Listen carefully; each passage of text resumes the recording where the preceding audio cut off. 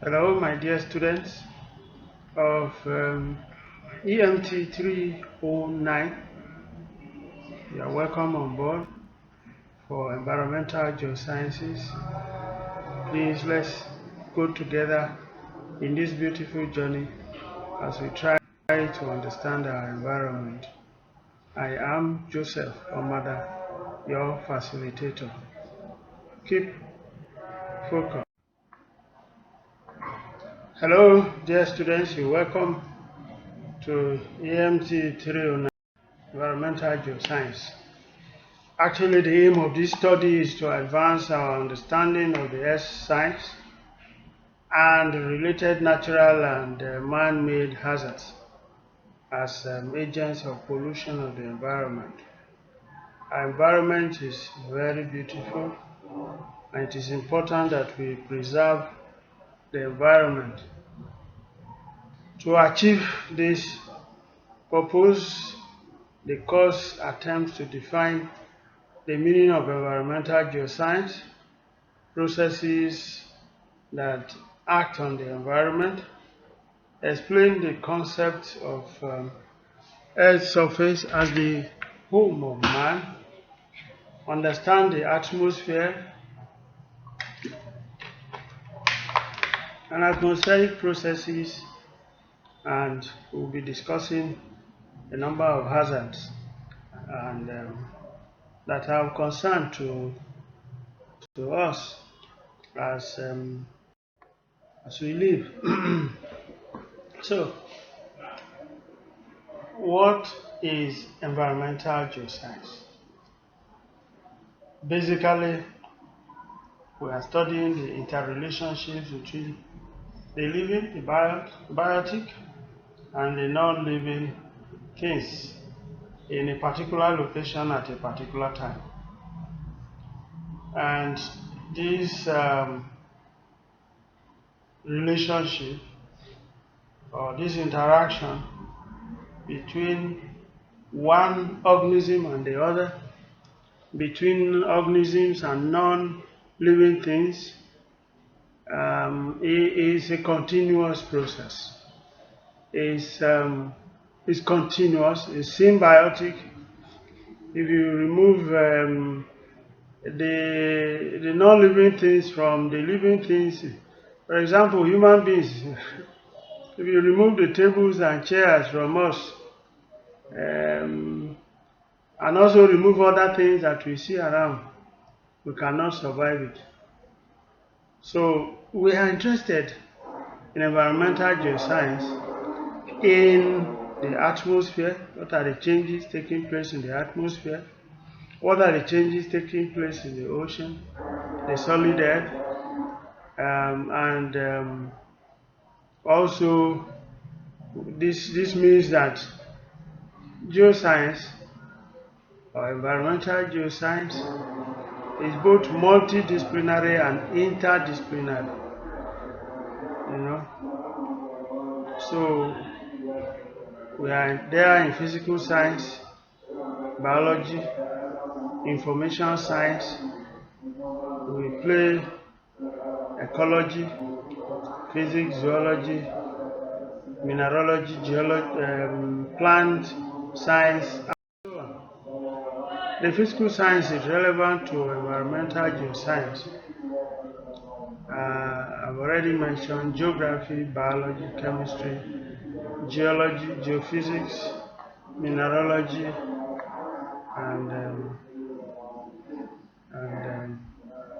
so on. The environment therefore represents a scientific laboratory.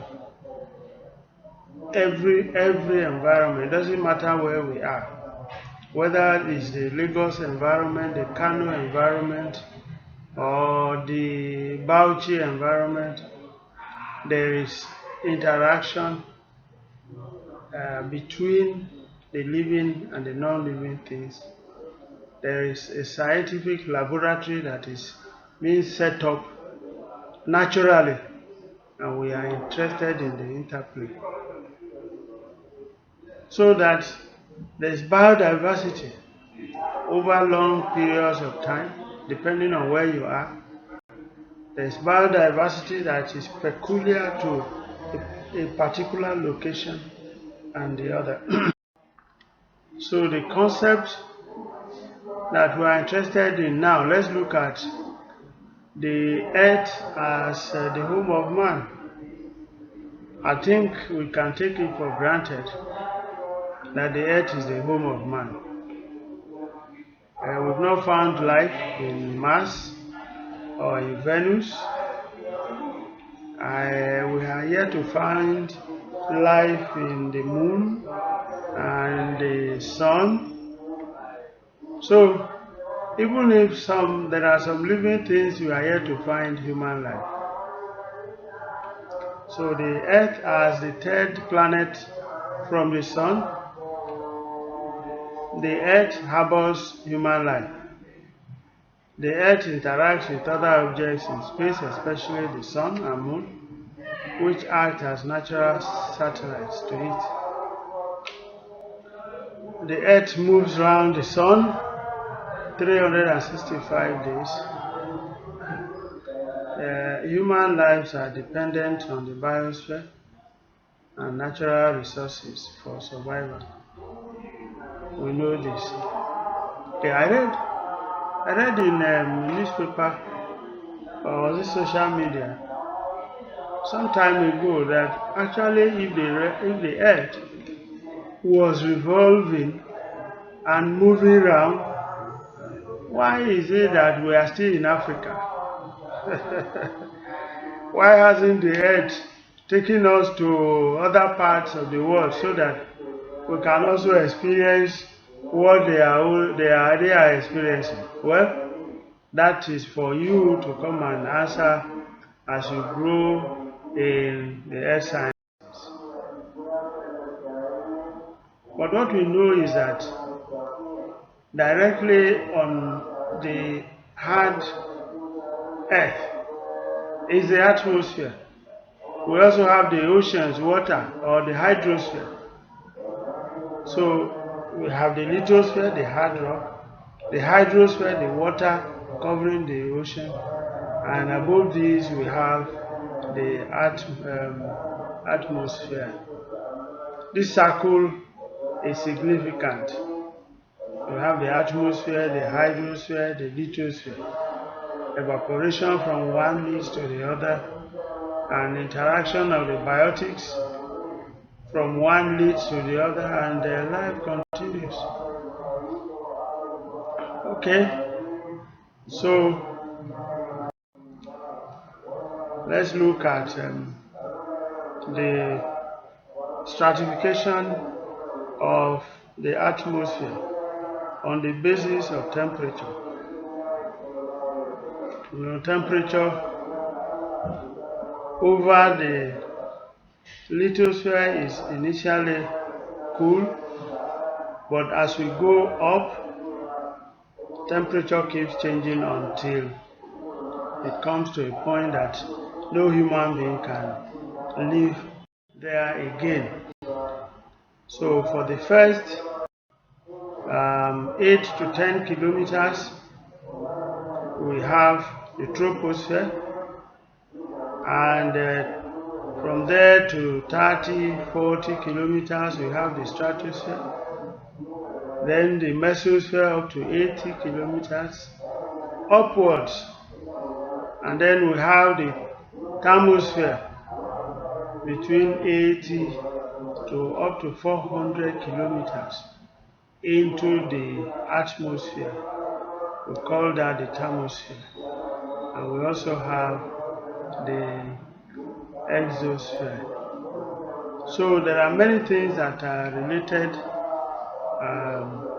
or that take place within the atmosphere. For example, we have the ozone layer within about 20 kilometers upwards.